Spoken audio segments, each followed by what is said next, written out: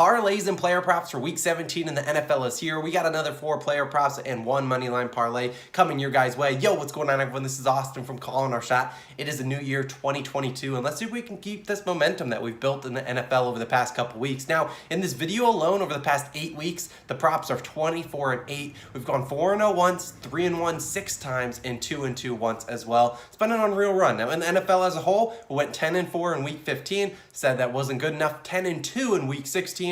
Let's see if we can build on that 20-6 over the past 2 weeks. An unreal tear. Hopefully we've been helping you guys make some money. If you are new to the channel, consider clicking that subscribe button down below. It only takes a second, and by the time you're watching this, we might have just passed 18,000 subscribers, but hopefully we can get to 19. Who says no? We appreciate all the people tuning into the video. If you wanted me to do another solid favor, why don't you click that like button, share the video with a friend. Let's keep building this community up and up. We're going to the moon. We have big goals to accomplish in 2022, and we can't do it without your guys' love and support. Last note, we have exclusive sportsbook sign-up bonuses. First link in the description. Go check it out. You don't want to miss it up. FanDuel, BetMGM, DraftKings, Caesars, a bunch of other books. Go check it out. Now, without further ado, let's hop into some player props. We're going to start with the first one, a running back for the Tampa Bay Buccaneers.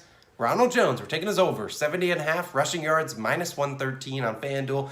Now, ever since being drafted back in 2018, I believe, out of USC, Ronald Jones has had an interesting NFL career. When he gets the opportunity, he shines, then he flourishes, and then he fumbles, and then he gets benched, and then he comes back. He flourishes, fumbles, rinse and repeat. This is exactly what he does, but right now he's getting the opportunity to flourish, and I think he's going to continue to do that today. Now, the Buccaneers are down their lead back, Leonard Fournette, playoff Lenny, should be back for the playoffs, but you look at it, now it's Rojo's backfield. Now, Keyshawn Vaughn, love him. Think he's pretty talented, but I think he's more of a third down, change of pace kind of guy, not the kind of bruiser that you want on first and second down like a guy like Ronald Jones. Now, last week we saw Ronald Jones, 20 carries for 65 rushing yards against a very stout Carolina Panthers defense. So yes, he failed to hit the over, but you love the volume. 20 carries is awesome. Now, he played 52% of the snaps. I believe that ended up being like 35, 36 snaps, and should see a similar volume today on Sunday against the New York Jets. Now, Rojo, let's be honest, he should see upwards of 15 plus carries in this game.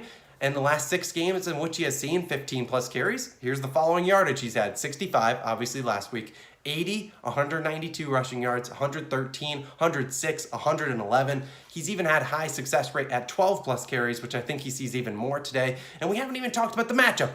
My New York Jets, and let's be honest here, New York Jets, no offense to the fans, as I am one of them, their rushing defense is terrible. You out there probably could run for 50 plus rushing yards if you got a couple attempts against this team, because they are god-awful. Right now, the Jets defense giving up 141.3 rushing yards per game, the second most in the league. The only team that gives up more is the Pittsburgh Steelers, and they're only giving up 1.4 more yards per game on the ground. They've allowed 172.7 over their last 3 games. Is that bad? Well, it's not good. Now, since October, the Jets defense have gone against 7 running backs that have seen 15 or more carries. Of course, I already said I believe we'll see Ronald Jones with at least 15 carries. Those 7 running backs, here's the total yards that they've had. 157 rushing yards, 172, 89, 120, 120, 107, and 57. So only one guy went under. That guy's named Dare Ngumbuwale last week for the Jacksonville Jaguars.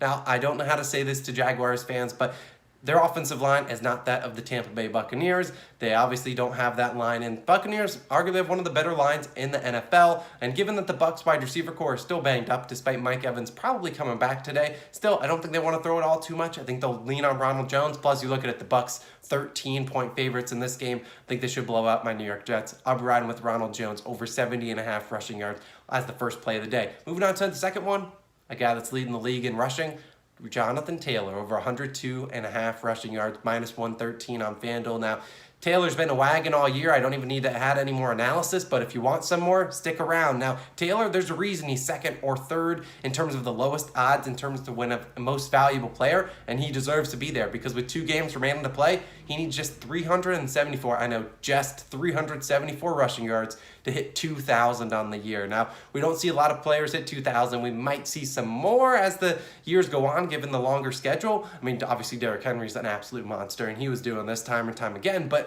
still, 2,000 is a tall order. But I guarantee you, Jonathan Taylor has looked at the schedule, looked at his stats, and he said, you know what? there's a chance with next week facing the Jaguars, a team he had over 250 rushing yards against last year. But still, Colts, 8-point favorites in this game, and the game script should be in their favor against this Raiders team that I think you can run on. Now, if you think the Raiders are going to load up the box and stop the run, well, surprise, every single team that the Colts play is doing that time and time again. And Taylor says, you know what, I don't care. And he's hit this over in 3 straight games, 6 of his last 7, and 8 of his last 10. The man's been dominant. There's a reason he's so close to 2,000 rushing yards on the season. Now, more on the Raiders. If you look at their team, they're bottom 10 in terms of time of possession, so they don't sustain a ton of long drives, and their defense has given up over 115 rushing yards per game. Now, I will give them credit. They did look pretty good last week, but that was against the Denver Broncos and a team that was led by Drew Lock. That's not necessarily saying too much. This is a much taller task to stop a Colts offensive line that should be almost pretty much fully healthy. They were missing some guys last game against the Arizona Cardinals, like Quentin Nelson. He should be back today. And you look at it, one of the more interesting stats, only 3 teams have allowed more 20-plus yard rushes than the Las Vegas Raiders. And those teams being the Steelers, go figure, team giving up the most rushing yards, the Cowboys, an interesting one, and of course, the New York Jets. So I'm all in on JT. He should be able to break some big plays here, and we know JT has the ability to almost hit this over in one play if he could. 101, he could maybe get us 99 in one play. I'm all in on Jonathan Taylor. I would love to see him even get closer to the MVP race. We're all in. Jonathan Taylor, over 102.5 rushing yards, locking it in. Moving on to another play of the day. We're moving on to some quarterbacks, 2 more quarterback props.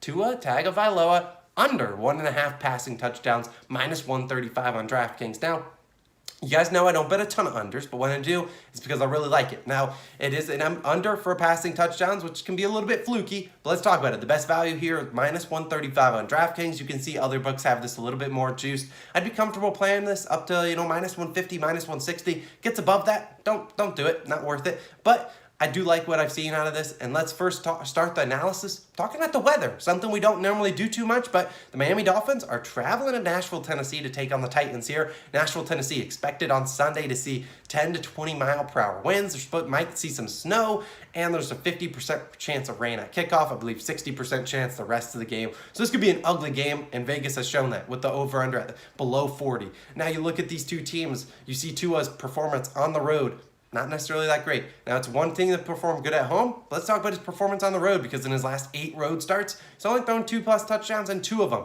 they're against the Jets and the Jags this season. Congrats. Whoop-de-dee. You throw them against the Jets and the Jags, not necessarily saying that much. Titans, a much superior defense and scheme led by Mike Vrabel. Now, the Titans have surrendered a lot of receiving yards to opposing teams, but they really haven't given up a lot of touchdowns. Currently giving up the 9th fewest passing touchdowns per game, 1.4. And at home, that number moves down to the 6th fewest passing touchdowns allowed at home. The last 3 QBs they faced have been Jimmy Garoppolo, Ben Roethlisberger, and Trevor Lawrence. All of those guys combined for just 1 passing touchdown. I think it's pretty safe to say that none of them hit the over, 1.5 touchdowns. Now, in the last 5 home games for the Tennessee Titans, only 1 QB has hit this over versus them. I'll give you a guess. I'll give you a second to think of who exactly that one quarterback that hit the over through 2+ passing touchdowns in the last 5 games at Tennessee. Yeah, no, wrong answer, because it's Trevor Siemian. I know none of you guys guessed that. Now, given the circumstances, the weather, the defense, the fact that Tua doesn't play great on the road, see both teams struggling to score. Dolphins are notorious for running the ball heavily in the red zone. Tua's only passing touchdown last week came as just a shovel pass to Jalen Waddle. The over-under set 39.5. Last note, sharper books have this under at minus 185. So great positive expected value bet. I'm all in on Tua Tagovailoa under 1.5 passing touchdowns, minus 135. Now, this is my last play before we get into the money line parlay, but I have to make a note here. If we add some plays, we'll let you know down below in the comments. Pin comment section. Maybe check it closer to kickoff. Or follow us on Twitter. If you're not following us there, I don't know what you're doing. At Calling Our Shot. We'll add some plays maybe tomorrow morning or Sunday morning, depending on when you're watching this. Now, last prop of the day. Cooking it up. Taysom Hill. Under 17.5 passing completions, minus 135. Now, I don't love laying a ton of juice on a lot of props, but I think this one's super good, and we're going to lay it. Now, let's be honest. Taysom Hill, not necessarily the most orthodox quarterback in the NFL, and he certainly doesn't complete a lot of passes. In the last 3 games that he has started, he's completed 19, then 15, and then 13 passes. So, moving in the wrong direction or right direction for us if we're taking this bet. Now, the only game that he has hit this over Well, they got blown out by the Cowboys. He threw it 41 times. The other two games, he didn't throw it more than 30. And this game projects to be a little bit more of what the other two games have been like when you look at the Saints, 6.5-point favorites, over under 37.5 points. And they're taking on a very, very good, very underrated Panthers defense. Now, I consider them to be a pretty good defense in the NFL. And over the last 3 weeks, the Panthers, they've allowed the following completion numbers: 18 completions to Tom Brady, 19 to Josh Allen, and 19 to Matt Ryan. So you might be saying, Austin, all three of those QBs hit the over. And sure, I understand that. But I guarantee if you bet the over for completions for all three of those QBs, they didn't even get close to their line, because normally those guys' lines are around 23, 27.5 passing completions. They didn't even sniff 20. So the fact that they barely crept over the 17.5 line that's set for Taysom Hill, I love it. I love this bet for Taysom. Now, I expect the Saints offense to be very run-heavy, led by Taysom Hill and Alvin Kamara. Don't know if Mark Ingram plays. Doesn't matter to me. Now, you look at the wide receiver group for the Saints. They already are obviously without Michael Thomas. They're now without Traquan Smith.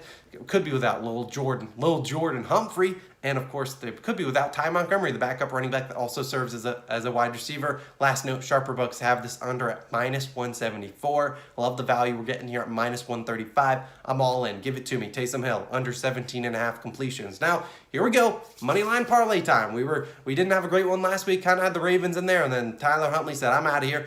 But this week, I said, you know what? We're getting rid of the heavy favorites. I don't want to bet any heavy favorites. That's no fun. So I'm giving you some high-value legs. We're taking the Washington football team and the Arizona Cardinals. 2 underdogs. Yeah, I get it. You're like, what the heck? He's crazy. Over plus 700 odds. Yeah, but listen up. Washington football team just lost by 70 points.